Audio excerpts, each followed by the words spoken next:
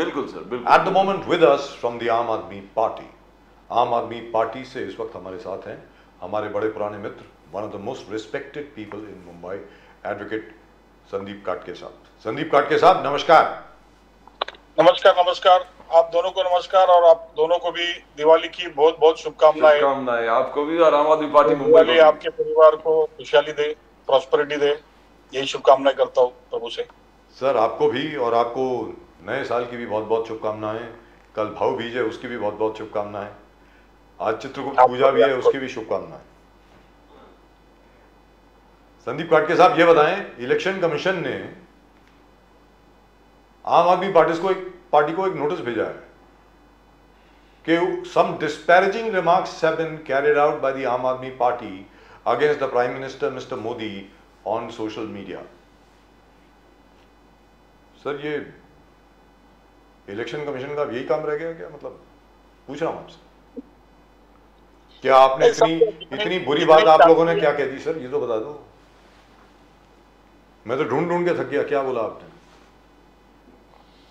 जिसकी जो भारत की सभी जो प्रशासकीय यंत्रणा है वो मोदी जी की और भाजपा की फिलहाल गुलाम हो चुकी है।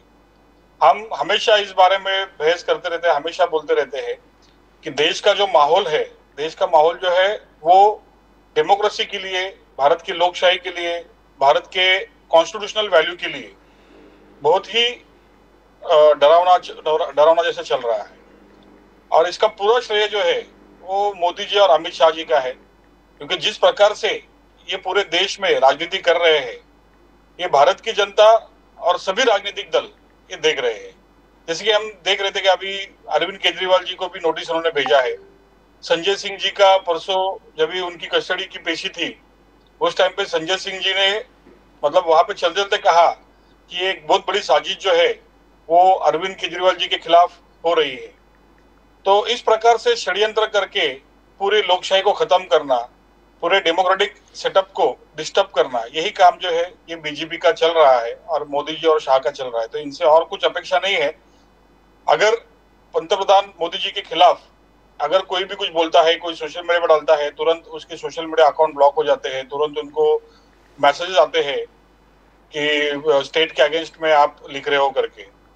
तो इस प्रकार की अघोषित इमरजेंसी जो है ये फिलहाल भारत में चालू है, और भारत की जनता को अभी तय करना है कि ये इमरजेंसी को हटाकर भारत में पुनः फिर से जो अपना जनतंत्र है उसको मजबूत तरीके से स्थापित करना चाहिए। जी, और जहां तक के दिल्ली का प्रश्न है, दिल्ली में दिवाली के दौरान जो पटाखे चलाए गए और इतने ज्यादा चलाए गए कि पूरा वातावरण ऐसा दूषित हो गया कि लोगों को वहां सांस नहीं आ रहा। अब भारतीय जनता पार्टी के अब लोग जो हैं वो आम आदमी पार्टी के ऊपर दोष ठहरा रहे हैं। पूरा आम आदमी पार्टी कहती है कि भाई ये जो सारे पटाखे जो हैं, फायर क्रैकर्स जो हैं, ये सारे हरियाणा से और उत्तर प्रदेश से दिल्ली में आए हैं, और सुप्रीम कोर्ट का ऑर्डर था कि ये सिर्फ इस टाइम और इस टाइम के बीच में आप चला सकते हैं, या इस जगह पर बैंड है। तो पुलिस जो है वो तो बीजेपी के तहत है, तो पुलिस ने एक्शन क्यों नहीं लिया? और तो और छोड़िए, भारतीय जनता पार्टी के कुछ नेतागण थे जो हर एक को ट्विटर के ऊपर अभी भी वो ट्वीट्स कायम हैं, दिखते हैं, बोल रहे थे कि और चलाइए, लोगों को मालूम होना चाहिए कि क्या वो प्रदीप जी हिंदू त्योहार में आप कैसे हस्तक्षेप कर सकते हैं। संदीप काटके साहब बताएं, मतलब ये तो ये हो गया ना कि यार मतलब हम लोग सुसाइड करना चाहते हैं, मतलब ये तो आत्महत्या करने वाली बात हो गई ना। मतलब ये क्या है, मेरी समझ के बारे। देखिए, आपको समझ आया सर? प्रभु श्री राम जी को हम मर्यादा पुरुषोत्तम कहते हैं जी।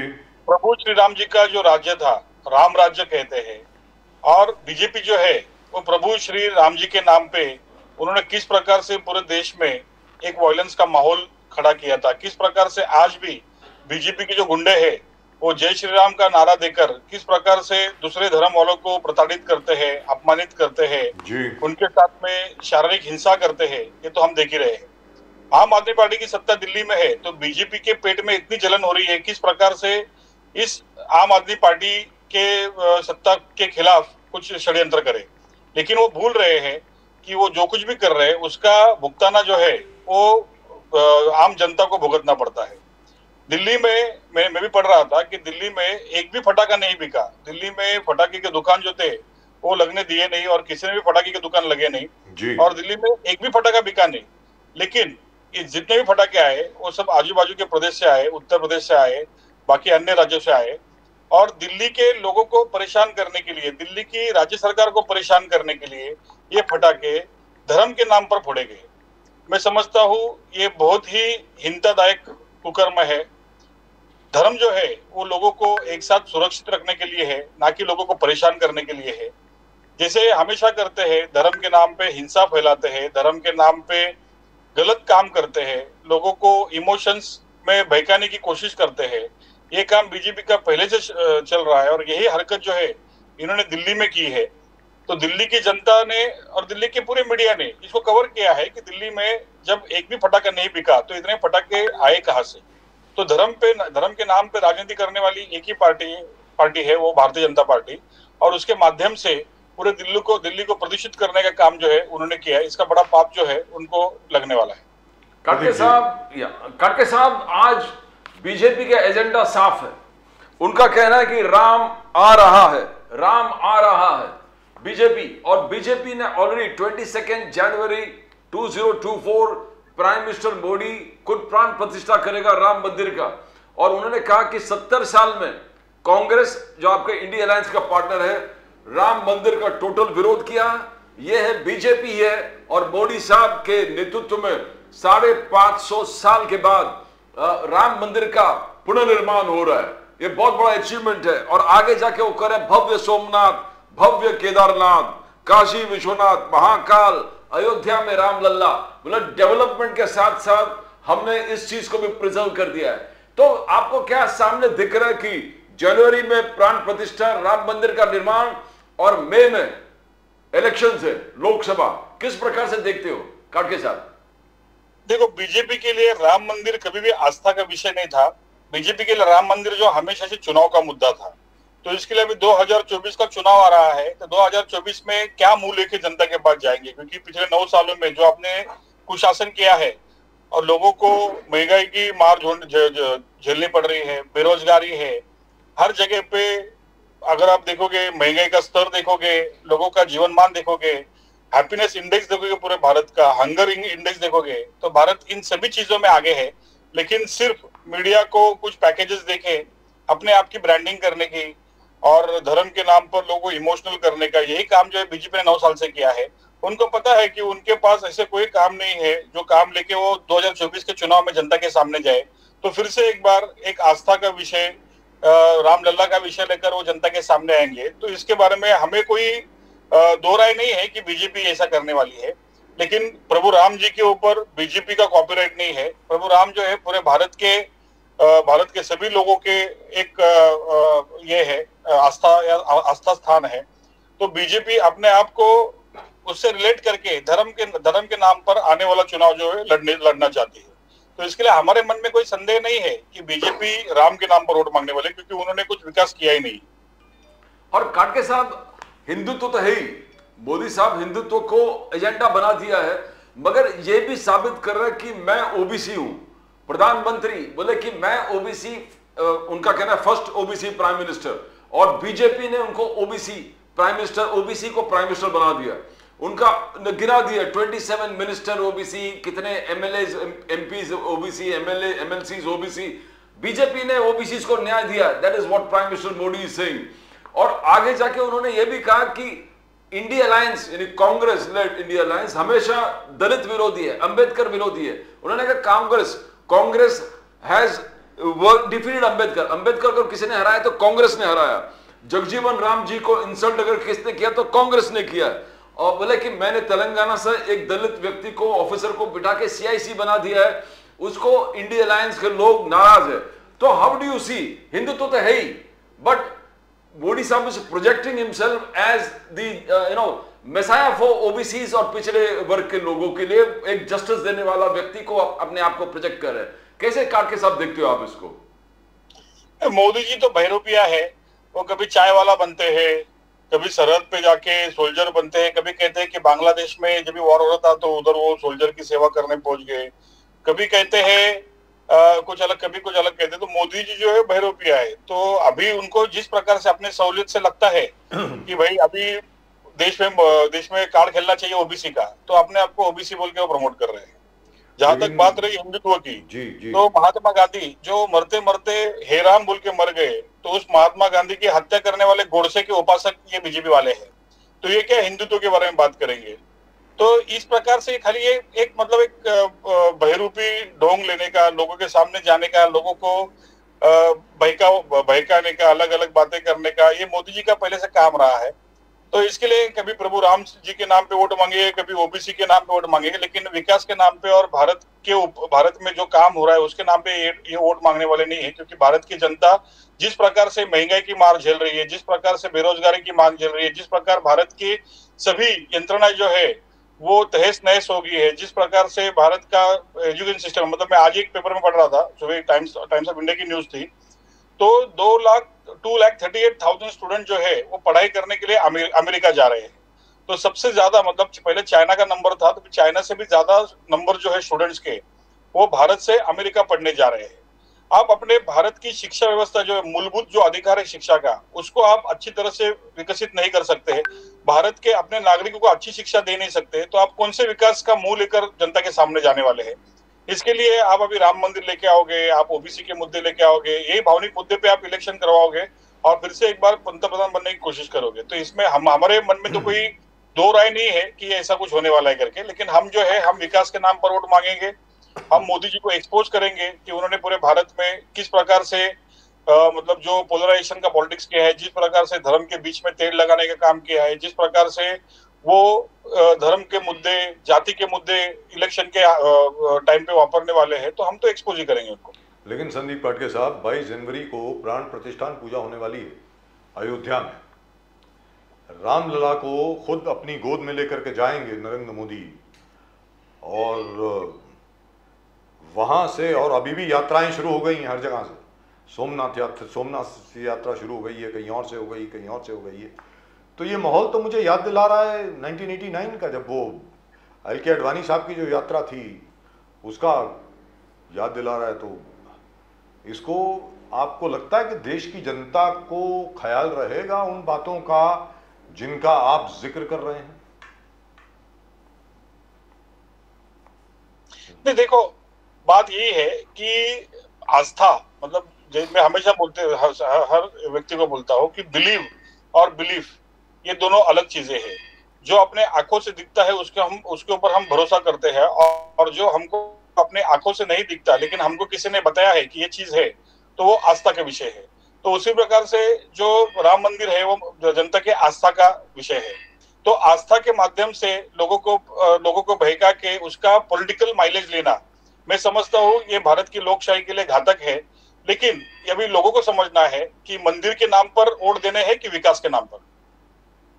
प्रदीप जी, मोदी साहब ये कह रहे हैं कि देखो आप, बिकॉज कांग्रेस और आपका इंडिया अलायंस का कि बेरोजगारी से आजादी, मित्रकाल से आजादी, जुमले से आजादी, मोदी साहब कह रहा है कि एमएसएमईज को अगर किसी ने स्ट्रेंथन किया है, स्ट्रांग बना दिया है, वो मोदी साहब ने किया है। मोदी साहब ने कहा मैंने एमएसएमईज को इतना स्ट्रांग बना दिया कि वहां पर हमने 15 करोड़ एम्प्लॉयमेंट जनरेट किया, 15 करोड़ एम्प्लॉयमेंट मोदी साहब ने जनरेट किया, और 15 करोड़ में एम्प्लॉयमेंट में 3.4 करोड़ वुमन एम्प्लॉयमेंट उन्होंने जनरेट कर दिया। तो how do you justify this? Because आप लोग बोल रहे हैं कि 2 करोड़ एम्प्लॉयमेंट बोले थे, वो कहां पर है?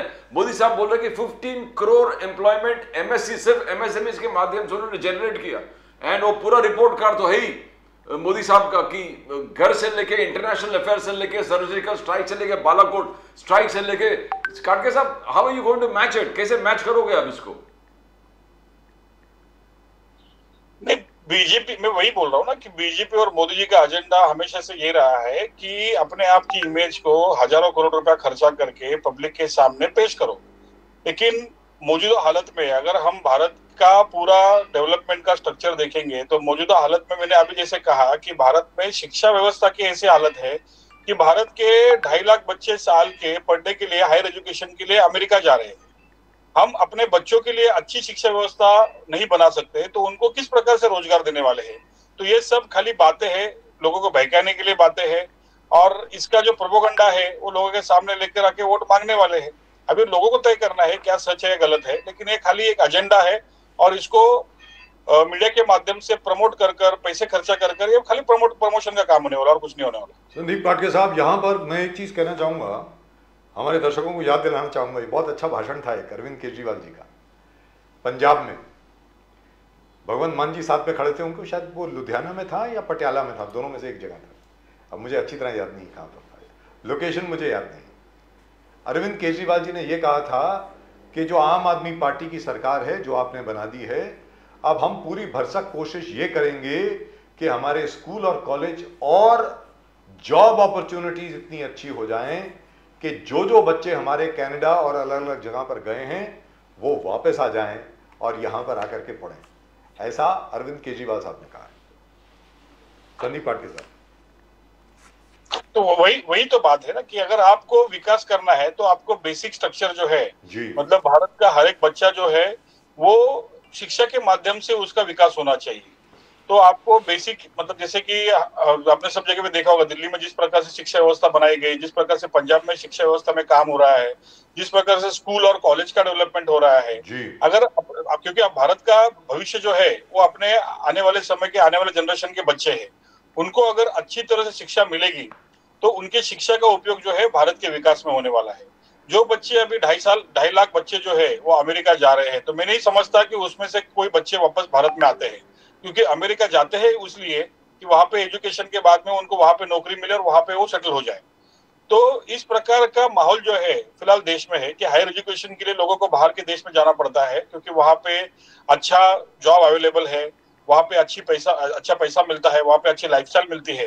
लेकिन इंडिया में ये सब चीजें भारत में नहीं मिल रही, इसके लिए हमारे बच्चे वहां पे जा रहे हैं। तो आम आदमी पार्टी का यही प्रयास है कि बेसिक एजुकेशन है, बेसिक एजुकेशन से हायर एजुकेशन का पूरा जो सिस्टम है उस सिस्टम को इस प्रकार से विकसित किया जाए कि भारत का एक भी बच्चा बाहर नहीं जाएगा। तो जो बच्चे अपने कनाडा और अमेरिका में पढ़ने जा रहे हैं वो बच्चे इतने पैसे खर्चा करके वहां जाएंगे ही नहीं, अगर उनको यहाँ पे अच्छी सुविधा मिलेगी तो ये उनका एजुकेशन अगर यहाँ पे होगा तो उनका उपयोग जो है वो भारत के विकास के लिए होने वाला है, ना कि अमेरिका और कनाडा के विकास के लिए होने वाला है। कार्के साहब, दिल्ली में जिस प्रकार से केजरीवाल जी ने pollution plan, winter pollution plan के माध्यम से जबरदस्त उन्होंने काम किया पोल्यूशन को कंट्रोल करने के लिए, भले कुछ भी कहे कि बाकी स्टेट्स क्या पॉलिटिकल लीडर्स आरोप लगा दिए, बट प्लान सामने दिखता है। उन्होंने थर्मल प्लांट्स को शट डाउन कर दिया, बस फ्लीट जो इलेक्ट्रिक व्हीकल्स है उसको बढ़ा दिया, इलेक्ट्रिसिटी प्रोवाइड किया, 1800 इंडस्ट्रीज को पीएनजी में ट्रांसफर कर दिया, ग्रीन कवर इंक्रीज किया 23% में, एक proper winter pollution plan on the state plan था उनके पास। मगर यहां पर आप कैसे देखते हो, बिकॉज यहां पर बॉम्बे हाई कोर्ट ने भी सरकार से कहा, महाराष्ट्र सरकार से, कि आप मॉर्निंग वॉक ले नहीं सकते, मॉर्निंग वॉक नहीं ले सकते, लोग बीमार पड़ जाएंगे। यह हालत है मुंबई में जो पोल्यूशन के जो स्थिति है। और शिंदे साहब ने मीटिंग लेके कहा कि 1000 वाटर टैंकर मैंने सैंक्शन कर दिया है, मुंबई के रोड में जाएंगे और जो डस्ट है रोड के ऊपर पानी छिड़का दे। But do you think that ये सिर्फ ये इससे कुछ पोल्यूशन कम होने वाला है, जो पोल्यूशन लेवल्स है उसको कंट्रोल, और मुंबई में आज के तारीख में infrastructure development is in very very very high stage और कंस्ट्रक्शन एक्टिविटीज हाई स्टेज में। कार्के साहब, are you satisfied with Eknath Shinde ji's plan, pollution plan for Mumbai and Maharashtra? देखिए, सरकार के माध्यम से कोई भी प्लान नहीं हो रहा है, जो प्लान हो रहा है वो सुमोटो हाईकोर्ट की तरफ से हो रहा है। ये शिंदे सरकार भ्रष्टाचार करने में इतनी लुप्त है कि इनके जितने कॉन्ट्रैक्टर लोग का काम चालू है, जितना बिल्डरों का काम चालू है, तो काम को स्टॉप वर्क नोटिस भी नहीं दे रहे हैं। सुबह जैसे आपने कहा कि मुझे खुद सुबह उठ के मॉर्निंग वॉक जाने के लिए डर लगता है, क्योंकि इतना पोल्यूशन वहां पे होता है, उससे अच्छा मैं सोचता हूँ कि घर पे ही सो जाओ, क्यों बाहर जाने का और पोल्यूशन लेने का। तो इस प्रकार से सभी मुंबईकरों की हालत है। यहाँ पे जितने आरएमसी प्लांट थे, अभी बीच में हाईकोर्ट ने कहा था बंद करने के लिए, तो कुछ प्लांट जो है वो बंद मेरे ख्याल से किए हैं, लेकिन फिर भी प्रदूषण जो है वो अभी भी प्रदूषण का स्तर एक्यू अगर हम देखेंगे तो रोज टाइम्स ऑफ इंडिया कवर करती है मुंबई के पोल्यूशन के बारे में, इसमें कोई भी सुधारना नहीं हो रही है। मैं जहाँ पे रहता हूँ वडाला में, तो वहां पे तो इतना पोल्यूशन है कि क्योंकि यहाँ पे मेट्रो के ब्रिज के काम चालू है, कंस्ट्रक्शन के काम चालू है, यहाँ पे आरसीएफ का धुआं आता है। यहाँ पे बाकी और भी फैक्ट्रीज है, मतलब टाटा का थर्मल प्लांट है। इस प्रकार के प्रदूषण जो है, तो मेरी आवाज आ रही है? या वी कैन हियर यू करके साहब।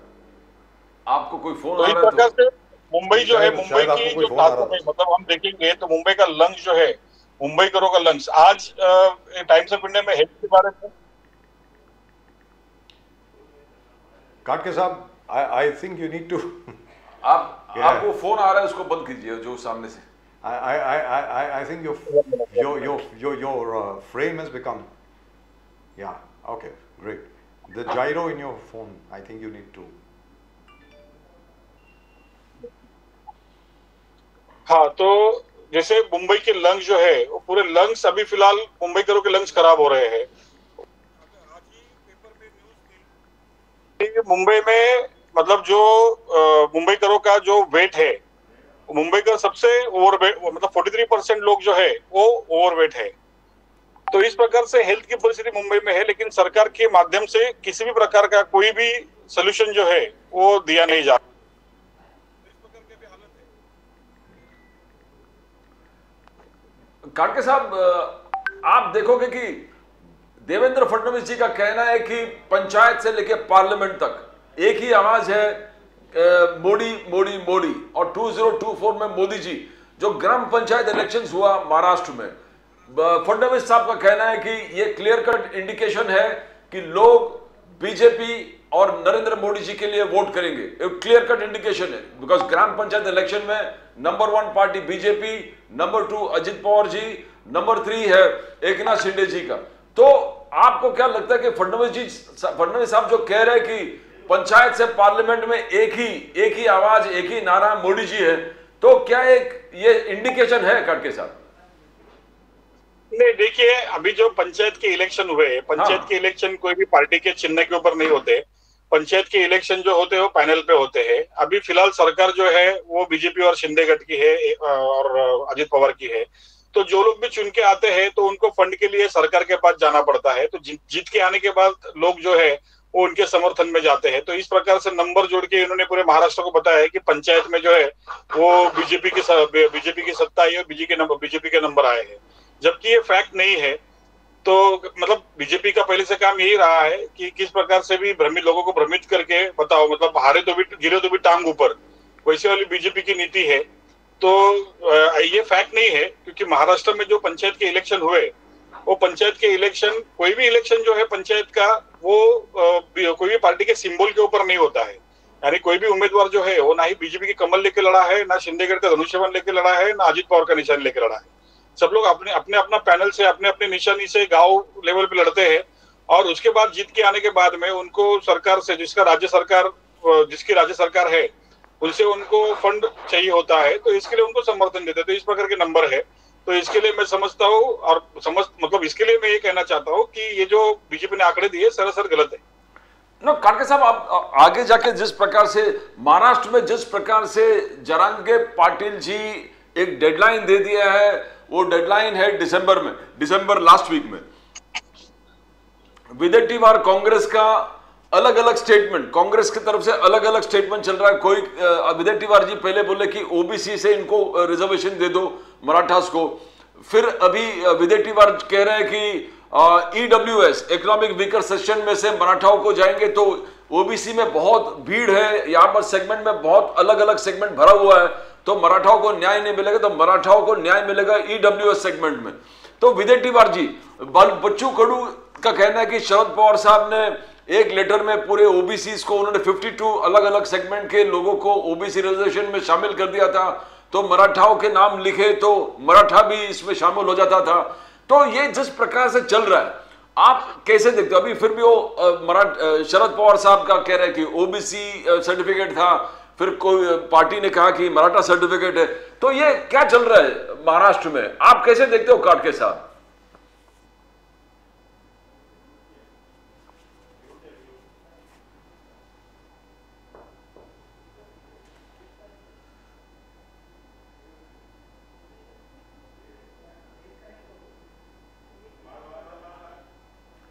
Now that is exactly what we are talking about. We need to have a clarity, एक प्रकार से क्लैरिटी होना चाहिए महाराष्ट्र में. जिस प्रकार से ना haze of confusion out there, एक जबरदस्त कंफ्यूजन के माहौल है कि कुणबी मराठा, फिर बच्चू कडू जिस प्रकार से कह रहे हैं कि पवार साहब ने अगर डाल दिया होता उस वक्त जब 52 अलग अलग ओबीसी जातिस को जिस प्रकार से हुआ था, then there things would have been different. That's what Bachchu Kadu was saying. Then आगे जाके विदेटीवार जी जिस प्रकार से मराठा समाज के लिए कह रहे हैं कि मराठा समाज को एक्चुअली ईडब्ल्यूएस में पोजीशन करते तो भी. काटके साहब, can you hear me? Yes yes, आ रही, मुझे आवाज आ रही. तो आप देखो कि ये मराठा रिजर्वेशन का जिस प्रकार से शरद पवार जी, फिर उसके बच्चू कडू, उसके बाद विदेटीवार जी का स्टेटमेंट जा रहा है, एक कंफ्यूजन का माहौल चल रहा है. क्या ये माहौल ठीक होगा? आप कैसे देखते हो काटके साहब इसको? नहीं, देखिए, मराठा, जहां तक मराठा आरक्षण की बात है, मराठा आरक्षण को मैंने पिछले बार भी कहा था कि मराठा आरक्षण मिलना ये संवैधानिक प्रक्रिया से थोड़ा मुश्किल काम है, क्योंकि विदाउट सेंटर के इंटरवेंशन से ये हो नहीं सकता है. तो अभी जैसे छगन भुजबल को देखा होगा आपने, छगन भुजबल जी का जो स्टेटमेंट आ रहा था जरांगे पाटिल जी के बारे में, तो छगन भुजबल जो है वो ओबीसी के नेता है, तो वो माली समाज के नेता है. तो माली समाज को रिजर्वेशन मिला हुआ है. अगर छगन भुजबल अगर मराठा रिजर्वेशन के बारे में नहीं बोलेंगे तो माली समाज के कोटे में से मराठा समाज को आरक्षण मिलने वाला है. तो मराठा समाज, जो माली समाज है, वो छगन भुजबल को फॉलो नहीं करेगा. तो इसके लिए सभी नेताओं का अपना अपना अभी एक रिस्ट्रिक्शन आ गया, अपना अपना दायरा आ गया है, क्योंकि उनको उनके समाज को बचाने के लिए ये मराठा रिजर्वेशन का विरोध करना ही पड़ेगा. क्योंकि मराठा में भी कुणबी समाज जो है 40%, अगर आप 40 to 50% अगर मराठा में कुणबी समाज है तो कुणबी समाज को रिजर्वेशन मिला हुआ है. तो खाली जो 50% जो बचे हुए लोग हैं मराठा में, जो कुणबी समाज में नहीं आते, तो उनको उनका रिजर्वेशन का फिलहाल जो है वो आंदोलन चल रहा है. तो यही बात है कि इसकी वजह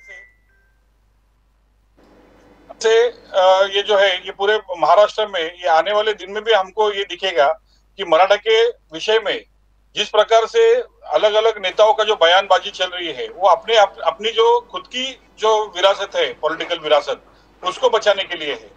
तो ये आने वाले समय में ये जो कंट्रोवर्सी है ये और बढ़ेगी, और आने वाले समय में हमको दिखेगा कि ये काफी नेता जो है वो अलग अलग लेवल पे अपने समाज के लिए ये मराठा आंदोलन के खिलाफ बोलने लगेंगे. और सुप्रिया सुले जी जिस प्रकार से एग्रेसिवली देवेंद्र फडणवीस जी के बारे में आलोचना कर रहे हैं कि आपने मराठाओं से धोखा दिया, आपने डांगर कम्युनिटी को धोखा दिया, आपने लिंगायत समाज को धोखा दिया, आपने मुस्लिम रिजर्वेशन उस विषय में भी धोखा दिया है. तो कितना सच्चाई है? हाउ डू यू सी काटके साहब, सुप्रिया सुले जी का कहना कि आपको इस्तीफा देना चाहिए? बिकॉज पहला बात अपन मराठा समाज का मैं बताऊंगा, उसके बाद ये बताता हूँ कि आपने देखा होगा कि गुजरात में जिस प्रकार से पाटीदार आंदोलन चला, तो पाटीदार आंदोलन भी बहुत अग्रेसिवली चला, लेकिन गुजरात में पाटीदारों को कोई रिजर्वेशन मिला नहीं है. तो इस प्रकार से महाराष्ट्र में मराठाओं का आंदोलन चल रहा है, और भी काफी तीव्र आंदोलन चल रहा है. तो इसमें भी मराठाओं को रिजर्वेशन मिलना की ये जो घटनात्मक प्रक्रिया है, घटनात्मक प्रक्रिया से आपको जो पैरामीटर्स को मीट करना पड़ता है, तो मराठा समाज ये कम पड़ेगा. इसके लिए मराठा समाज को कुणबी प्रमाण पत्र देने की बात जो है वो हर एक नेता कर रहा है. लेकिन कुणबी प्रमाण पत्र अगर सभी मराठाओं को कुणबी प्रमाण पत्र दिया गया, तो बाकी के जो ओबीसी समाज में जो आते हैं, जो ओबीसी का लाभ ले रहे हैं, तो उनमें मराठा समाज भी हिस्सेदार हो जाएगा और उनके नंबर जो है वो कम हो जाएंगे. इसके लिए मराठा समाज का आंदोलन का प्रश्न जो है वो थोड़ा मुश्किल ही है. जहां तक हम दूसरे रिजर्वेशन की बात कर रहे हैं, मतलब जैसे कि मुस्लिम को 55% आरक्षण की बात हुई थी, धनगर को आरक्षण की बात हुई थी, तो ऐसे काफी मुद्दे जो है देवेंद्र फडणवीस जी ने इलेक्शन के पहले और सत्ता में आने के पहले बड़े बड़े वादे जो है वो हर एक समाज को किए थे. लेकिन मतलब जो फडणवीस जी के जो नेतृत्व में जो पहली सरकार चली, या फिर बाद में अभी सरकार चल रही है, ये दोनों सरकारें भी जो है वो फडणवीस जी ने दिया हुआ जो कमिटमेंट था लोगों को, वो पूरा करने के लिए कटिबद्ध नहीं है, और वो पूरा नहीं कर रही है. इसके पीछे कुछ अलग राजनीतिक कारण रहेंगे, इसकी वजह से ये नहीं हो रहा है. तो इसका पूरा ब्लेम जो है अगर देवेंद्र फडणवीस को सुप्रिया सुले देती है, तो मैं समझता हूँ कि इसमें कोई गलत बात नहीं है. Absolutely true. लेकिन आपको लगता नहीं है कि अब तो हम कोई जातीय युद्ध अब देखेंगे महाराष्ट्र में? कास्ट वर्सेस कास्ट ये होने वाला लगता है. देखिए बेसिक फंडा जो है रिजर्वेशन का, मैं काफी लोगों से बात करता हूँ, लेकिन पढ़े लिखे लोगों को भी रिजर्वेशन का बेसिक फंडा जो है ये मान्य नहीं होता है या उनको समझता नहीं है। तो रिजर्वेशन जो है, reservation is not a poverty alleviation program. मतलब कोई समाज अगर जो है वो इकोनॉमिक तरीके से अगर पीछे जा रहा है तो उनके लिए जाति के आधार पर रिजर्वेशन मिलना ये उनका अधिकार नहीं है। अगर कोई समाज या कोई व्यक्ति ये इकोनॉमिक लेवल पे पीछे जा रहा है, आर्थिक निकष पे पीछे जा रहा है, तो उसके लिए ईडब्ल्यूएस का रिजर्वेशन है, इकोनॉमिक वीकर सेक्शन का रिजर्वेशन है। डॉक्टर बाबा साहब अम्बेडकर ने जब रिजर्वेशन की पॉलिसी बनाई थी तो उनका सबसे पहला जो वर्ड था वो यही था कि reservation is not poverty alleviation program, reservation is for social equality and social justice. तो ये जो पिछड़ा समाज है, जिनको हजारों साल से अपना प्रतिनिधित्व नहीं मिला, जो मेन स्ट्रीम में नहीं है, वैसे समाज के लिए रिजर्वेशन जो है बाबा साहब अम्बेडकर ने दिया था, ताकि समाज में उनकी समान हिस्सेदारी हो। ना कि वो समाज अगर प्रगत हुआ, अगर आप गांव में देखोगे तो गांव में अगर कोई एससी समाज का व्यक्ति अगर पैसे वाला भी रहेगा तो अपर कास्ट का व्यक्ति जो रहेगा वो पैसे वाले समाज के साथ में थोड़ा बुरा बर्ताव करता है। ये आज भी भारत की परिस्थिति है और ये कहने के लिए मुझे सही में शर्म महसूस होती है, क्योंकि भारत जो है ये हमेशा से एक, हमने विकसित भारत का हमेशा सपना देखा। अपने संविधान रचिता ने भी हमेशा भारत के सभी लोगों को हम एकता में अनेकता में एकता, इस प्रकार का नारा देते हैं, बंधुत्व का नारा देते हैं, फ्रेटर्निटी का नारा देते हैं। लेकिन आज भी भारत में इस प्रकार की सामाजिक व्यवस्था दिखती है जिसकी हम सभी को शर्म आनी चाहिए। और आज भी सामाजिक स्तर पर अगर कोई समाज रिजर्वेशन मानता है तो ये किधर न किधर ये सभी सरकारों का फेलियर है कि सभी सरकारों ने अपने समाज का इक्वेशन बनाने के लिए, सामाजिक एकता के लिए सही प्रयास नहीं किया, सही प्रयत्न नहीं किए। इसके लिए अभी विविध समाज जो है वो अपने आप के लिए रिजर्वेशन मांग रहे हैं। तो मैं समझता हूँ ये सभी सरकारों का फेलियर है। Right, but the only thing is, चलते चलते एक आखिरी, I need an opinion from you, you are a lawyer.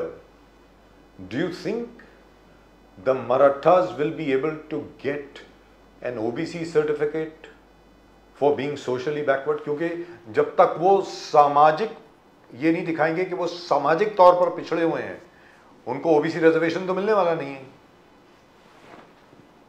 Sandeep Patke साहब।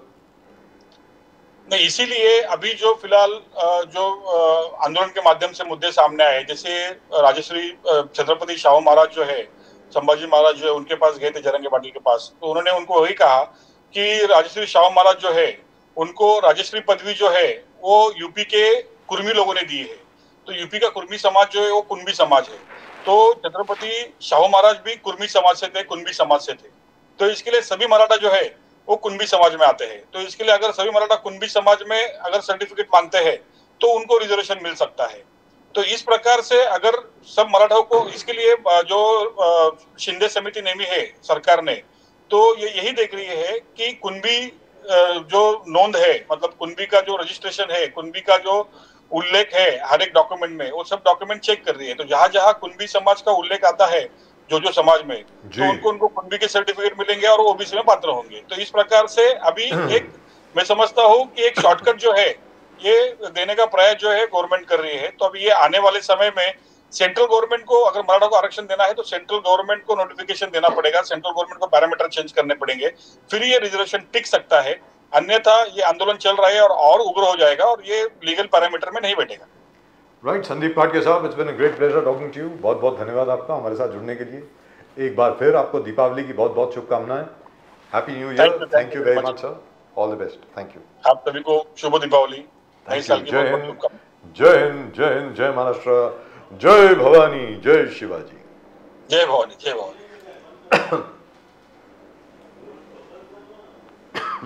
Very clear, very articulate, and very upfront. Very well informed, very well informed. And he does not make very big claims. Yes, yes. बिल्कुल. Right, another